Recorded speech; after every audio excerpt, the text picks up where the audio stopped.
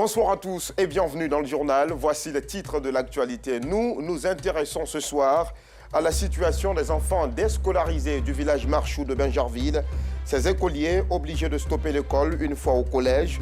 La raison de cette rupture avec les bancs, une situation d'extrême pauvreté des parents. Mais plusieurs initiatives sont prises pour y mettre un terme. Et chez nos voisins burkinabés, les 400 soldats français présents dans le pays rentreront d'ici un mois. Le gouvernement burkinabé avait confirmé lundi sa décision de mettre fin à l'accord militaire avec la France. Le ministère français des Affaires étrangères annonce avoir reçu formellement la dénonciation par le gouvernement burkinabé de l'accord de 2018 relatif au statut des forces françaises présentes dans le pays. Voilà pour le sommaire, c'est un véritable bonheur de vous retrouver. Il ne fait pas toujours bon vivre au village et l'exemple de Gbalo, un village de la sous-préfecture de Massala, dans la ville de Séguéla, en est une parfaite illustration. Dans ce village où vivent 1000 âmes, l'accès à l'eau est un véritable calvaire. Cette population villageoise très nombreuse n'a que 2 pompes à motricité humaine. L'une d'entre elles est d'ailleurs en panne, voilà bientôt plusieurs mois. La seule pompe en bon état est devenue le nid de conflit entre les femmes de Gbalo. Pour mettre un terme à toutes ces difficultés, des cadres du village entreprennent des actions auprès des autorités compétentes. Voyons cela dans ce reportage de Théodore Zouzou, commenté par Maïssa Kogueï.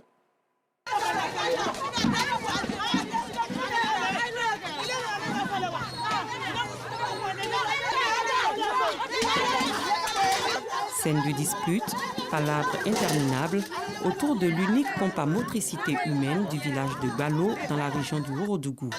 Une pompe objet de tant de convoitises.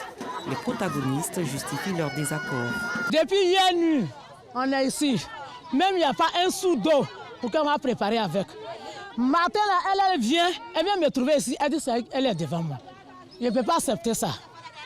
C'est pour ça qu'on est en train de se battre. Une prière de 4 ans est ici. Quand tu viens d'arriver, quand on a te donner l'eau, ça ne peut pas se faire. Nous tous sommes préparés, nous tous on se lave. Nous tous on est mariés, nous tous nos maris se lavent. Quand tu vas venir après de la midi, quand on a te donner l'eau, ça ne peut pas se faire. Donc nous, quand on est ici, on doit piser là, qu'elle va avoir.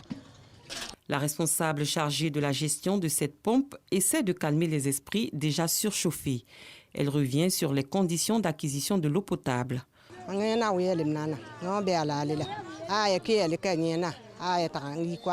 sont allés m'appeler, qu'ils sont là fait par là. Donc je suis venu les séparer pour attraper l'an de l'eau. Tout le temps ils se frappent ici. Tout le temps on vient les séparer ici. Souvent même tu viens voir ici, ceux qui se sont tressés en laine, ils vont couper cette laine, ils vont déchirer les habits. C'est tout le bagage ici. Parce que le pompe est petit pour le village. Cette atmosphère tendue est le lot quotidien des femmes venues chercher de l'eau. L'eau, source de vie, devenue source de dispute, ce qui amène certaines femmes à préférer l'eau de puits. C'est le cas des 2 dames qui s'étaient emportées à la pompe. Pour éviter par là, c'est à cause de ça, il n'y a plus mes bassines. Je viens demander pardon à mes soeurs qui sont ici. Donc, on me donner 2 bassines, il a donné ça aux gens. Là, puisqu'elle peut m'asseoir là-bas maintenant. Ce n'est pas la même qualité, mais tu as fait comment? Moi, si tu n'as pas eu l'eau là-bas, forcément, tu as venu ici. Dans cette cour, il y a un puits. Des femmes attendent patiemment l'arrivée de l'eau qui se fait rare de plus en plus. Une pénurie accrue dans le village.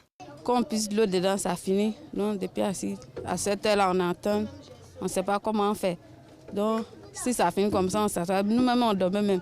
Éviter d'aller faire palabre dans l'autre côté. Donc, on est obligé d'attendre ici. Là. C'est mieux. Pour éviter les disputes inutiles, d'autres préfèrent se rendre au point de stagnation des eaux de ruissellement provenant des rochers situés à environ 2 km du village. Cette eau est là depuis la saison des pluies. On ne peut pas boire, on ne peut pas préparer avec ça. Comme on n'a pas d'autres solutions, là, c'est pour ça qu'on vient puiser ça pour se débrouiller avec ça. Je viens puiser l'eau ici. Je chauffe d'abord avant de me laver avec ça. Parce que ça donne maladie. Le trajet est très loin. 2 km, on ne peut pas charger ça à la tête. Les femmes ne peuvent pas marcher pour venir puiser l'eau. C'est pour cela qu'on est venu chercher l'eau pour aider les mamans. Ici, ces points d'eau appartiennent aux différentes familles du village. Ils ont malheureusement tari. On est allé chercher l'eau au marigot, on n'a pas eu aujourd'hui. C'est censé retourner peau vide. Une absence d'eau qui n'est pas sans préjudice pour les populations de Gbalo. Il y a un véritable manque d'eau potable. Oui, ce qui oblige les populations à recourir à des sources inappropriées. J'ai été moi-même victime au cours d'une de mes visites au village. Je crois que j'ai dû repartir sur Abidjan Dada parce que je faisais une crise de diarrhée. C'est vrai, ça n'a pas été diagnostiqué comme étant choléra, mais moi-même, pour moi, c'était un soupçon. Le problème de l'eau, quand il y a la sécheresse comme ça, je sais qu'il y a des problèmes pour aller s'approvisionner en eau. Bon, nos sources d'approvisionnement, avant, on s'approvisionnait à la source, hein. Les sources ont tari.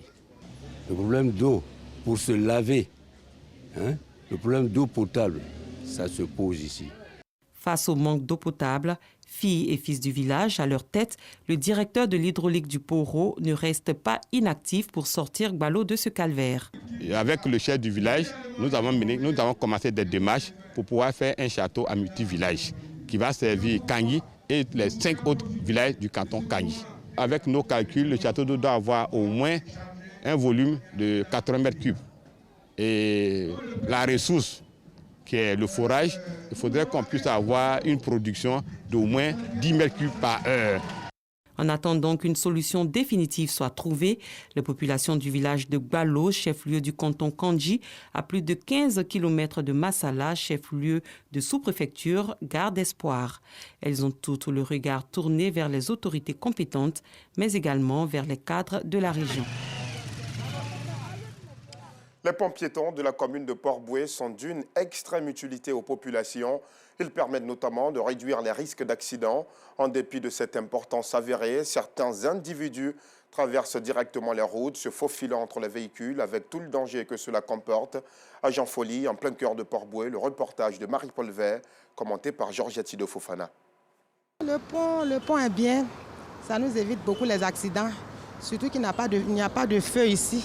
Donc à la traversée, on passe par le pont, on descend facilement. Aller monter, tourner jusqu'à descendre, c'est trop. Donc ils préfèrent traverser comme ça.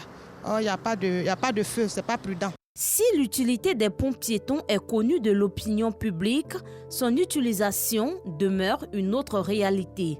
Nombreuses sont ces personnes qui préfèrent traverser directement l'autoroute que d'utiliser les ponts piétons. Certains évoquent la rouille qui s'empare peu à peu de ces ponts.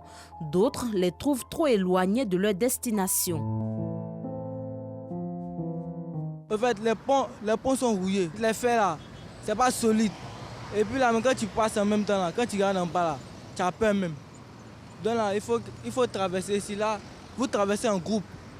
Quand c'est comme ça, les voitures, quand ils te voient, ils commencent à freiner. Je suis venu emprunter le bus plutôt. Donc pour aller passer sur le pont puis revenir jusqu'à l'arrêt, la distance est trop longue pour moi.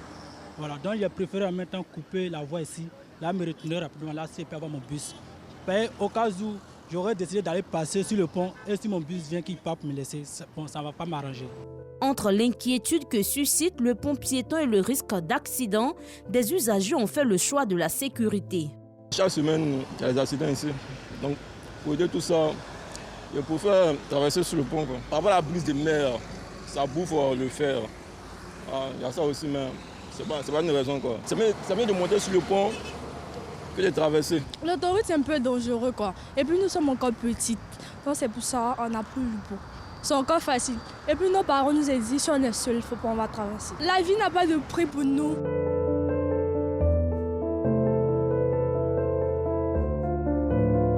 Un meilleur entretien contribuerait sans doute à sensibiliser les usagers à utiliser fréquemment les ponts piétons pour éviter d'éventuels accidents et des pertes inutiles en vies humaines. Voilà qui est dit et qui est bien dit. Un peu plus au centre du pays, à Bouaké, au cours d'un colloque religieux, les fidèles catholiques de l'archidiocèse ont été instruits sur la dot et les étapes à franchir pour un mariage réussi. L'initiative du secrétariat exécutif de la pastorale de la famille de Bouaké vise à inculquer aux fidèles les valeurs de l'Église catholique. Un sujet de Boubacar Silla, commenté par Soro Corona. C'est quoi la dot? Quelle est l'origine de la dot? Dans quelles conditions peut-on parler de dot? Qui doit payer la dot? De quoi est constituée la dot? Que dit la Bible de la dot? Des questions auxquelles tentent de répondre Les responsables de l'archidiocèse de Bouaké à travers son secrétariat exécutif de la pastorale de la famille. Dans mon exposé, j'ai insisté donc sur une dot qui doit être revisitée parce que nous connaissons beaucoup de dérives au niveau de la dot. C'est un sujet qui anime les conversations depuis longtemps et nous sommes en faveur de la dot. Mais nous souhaitons simplement que cette dot garde toujours son symbolisme. Réunis en colloque à Bouaké autour du thème « La dot, obstacle ou aide au mariage ». Les guides religieux catholiques, sociologues, experts et magistrats planchent sur la question du mariage pour une société équilibrée. Il s'est agi pendant 2 jours de mettre en exergue les différentes étapes à franchir pour un mariage épanoui. On se rend compte que quelque part dans certains couples, la dot est un blocage dans l'union parce que quelquefois c'est l'occasion de démontrer la richesse des conjoints. On vient faire des dons faramineux, onéreux, alors que tout le monde n'est pas à ce niveau. Et c'est ainsi que nous avons été interpellés par notre père archevêque pour que nous penchions là-dessus et que l'Église arrive à sortir une orientation par rapport à cela. Et donc nous avons convoqué ce colloque pour provoquer avec des échanges, de sorte que de ces échanges sortent donc les difficultés ressenties et qu'on puisse donc sortir des propositions de solutions que nous allons donc soumettre aux autorités donc religieuses qui verront donc avec les leaders coutumiers dans quelle mesure on peut harmoniser pour trouver un équilibre pour permettre au couple vraiment de pouvoir avoir accès au mariage, d'alléger un peu donc, la dot. En Côte d'Ivoire, comme dans de nombreux pays africains, la dot demeure une condition incontournable pour aspirer au mariage chez les familles chrétiennes. L'Église catholique estime que la dot est le préalable d'un mariage réussi. Les participants à ce colloque sont venus de plusieurs régions du pays. Dans la commune d'Abobo, les musulmans, eux, sensibilisent à la paix et à la cohésion sociale. L'association islamique Shamsou Zaman a profité de la commémoration de la naissance du prophète Mohammed, paix et salut de Dieu sur lui, pour inviter les fils et filles de la commune à l'union, à la solidarité, mais aussi à une valeur importante, celle de l'amour. Anissette Konan-Blessing.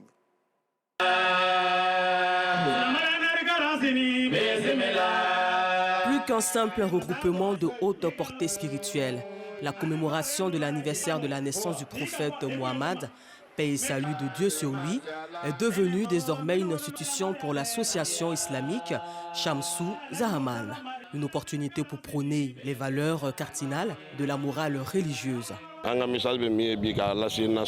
sommes réunis aujourd'hui pour célébrer le prophète sallallahu alayhi wa sallam et profiter pour exhorter le peuple ivoirien à la paix, à la cohésion sociale et au vivre ensemble. Une initiative soutenue par Imam Moukadam, prédicateur fidèle, élu et cadre de la commune d'Abobo. L'initiative est bonne. Cette année, c'est basé sur le signe de la paix, la cohésion. Et c'est ce thème que nous avons choisi. On fait qu'emboîter le pas aux autorités. Cette initiative permet de nous rassembler d'abord et de faire la promotion de l'islam et de faire beaucoup de prières pour la Côte d'Ivoire. C'est la paix nous cherchons en tout cas. C'est pourquoi tout le monde a été invité. Les cheikhs sont là, les imams sont là, les chefs coutumiers sont là, les musulmans et les non-musulmans. Tout le monde est invité. Nous allons prier ensemble pour que la paix règne. Cette activité religieuse, qui est à sa 14e édition, a été marquée par une séance de remise d'attestation de reconnaissance aux guides et fidèles qui apportent un soutien financier et moral pour la promotion de l'islam. Une prière spéciale a également été faite en faveur de la paix et la stabilité en Côte d'Ivoire. Allez, intéressons-nous à présent à la situation des enfants déscolarisés du village Marchou de Benjarville. Ces enfants, de parents guéris de la lèpre, sont pris en charge à l'école primaire. Mais une fois au collège, celle-ci s'arrête et bonjour les difficultés financières. Les tout-petits se retrouvent donc à errer dans les rues du village et de la ville de Benjarville. Pour lutter contre cette rupture avec les bancs, plusieurs initiatives sont donc adoptées à l'occasion de la Journée mondiale de l'éducation qui a lieu tous les 24 janvier. L'une de nos équipes de reportage a fait un tour au village post-cure Marchou, un sujet commenté par Georgette Sido-Fofana. Cela fait bientôt 4 ans que Dolores ne va plus à l'école. Née au village Marchou de Benjarville, dans le sud du pays, elle a été obligée d'arrêter les études, faute de moyens financiers. Son rêve de devenir sage-femme est hypothéqué. J'ai fait le BBC en candidat libre et ça marchait. Il n'y avait plus de moyens pour continuer parce qu'il y avait mes frères et sœurs. Donc j'ai préféré qu'on pousse les autres pour que moi je puisse me chercher. C'était peut-être moi. C'est un plaisir pour moi d'arrêter les études, mais malheureusement, j'ai arrêté à cause de la situation qui oblige. Et je ne suis pas fière, mais je fais avec. Son père, un pêcheur, ne peut plus vivre de cette activité. C'est compliqué. Il y a lui, il y a son petit frère qui coulait, il y a sa petite soeur. Elle, c'était 200 000, 250 000 même. Donc ça veut que je ne pouvais plus. Donc vraiment, j'ai préféré soutenir la dernière. De nombreux enfants de ce village ont abandonné les études. Hyacinthe aussi a arrêté ses études en classe de terminale D. Aujourd'hui, ils seront disponibles pour les enfants du village.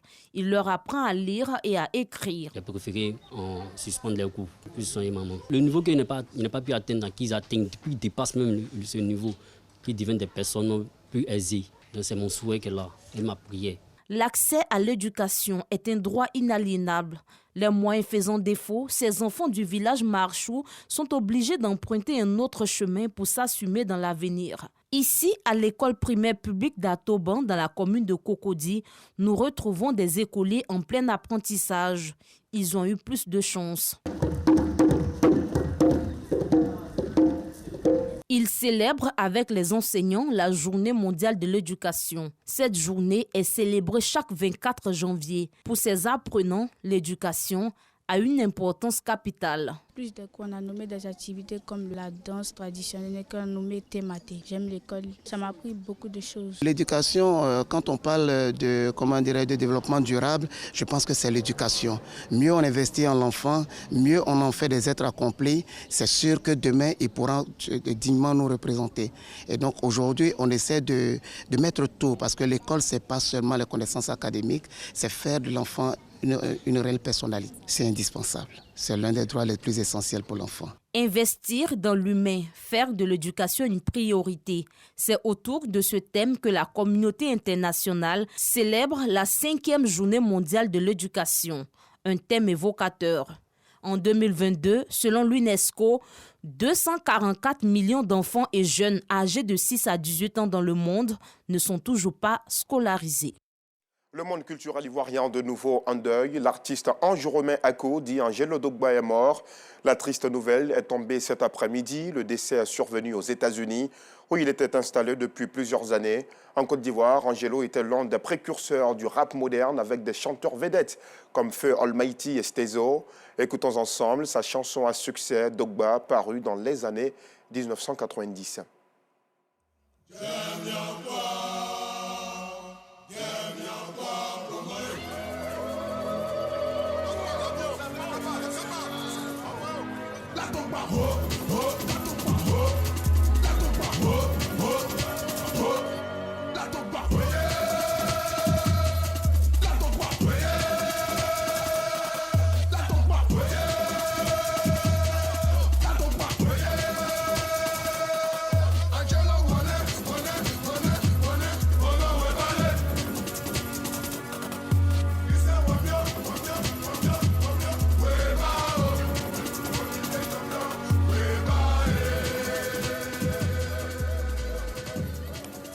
Bon courage à toute la famille d'Angelo Dogba. Et en sport football, les qualifications se poursuivent en Algérie. Le Niger obtient son ticket pour les quarts de finale du CHAN, le championnat d'Afrique des Nations, après sa victoire 1-0 face au Cameroun. Prochain adversaire, le Ghana, le samedi 28 janvier. Arsène Kouassi et Jean-Sylvain Rissot pour plus d'explications. Après l'exploit de la Mauritanie, qui a éliminé le Mali dans le groupe D, c'est le Niger qui crée la surprise en sortant le favori du groupe E, le Cameroun. Après une première mi-temps soldée par un score vierge, c'est en seconde période que tout se joue. Ousseini Badamassi, bien aidé par Thomas Bawak, exploite parfaitement ce coup franc et ouvre le score. Mais les Camerounais tentent de rétablir la parité, mais manquent d'efficacité. Grâce à ce succès, le Niger termine premier du groupe E avec 4 points, devant le Cameroun 3 points et le Congo 1 point.